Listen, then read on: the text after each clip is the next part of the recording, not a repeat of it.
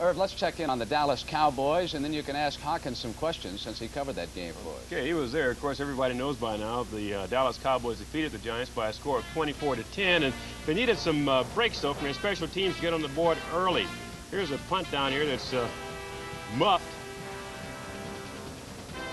and then recovered by a Giant, but then Jay Salty picks it up and rolls into the end zone for the first touchdown of the day for Dallas, and they took a lead here. The Giants have the ball on the 20-yard line, and best position they've had for a while, and Pasarcic's pass is picked off by Cliff Harris and sets up a scoring opportunity for the Cowboys. Staubach going to Richards. He's interfered in the end zone there by Bill Bryan. First down for the Cowboys and the 1. Tony Dorsett goes in. Dallas takes a 21-3 lead here in the third quarter.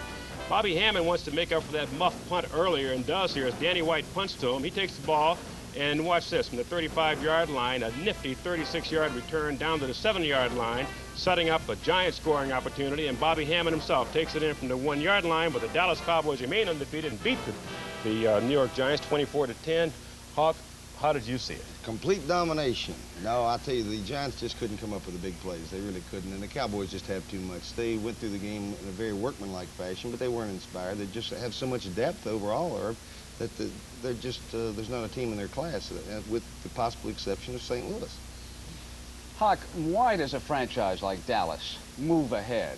What do you think are the key ingredients? It starts at the top and it reflects the management from the top and right on down through the coaches and the players. And they do such a good job of scouting and developing players once they get them. And a lot of teams give up on players a little too early.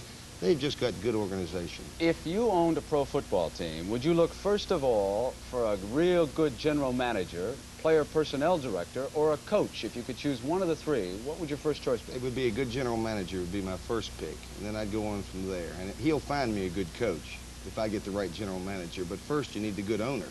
That's right. Would you ever like to do that, go from broadcasting into manager? No, but I'd like to own a team. $20 million, he can do it.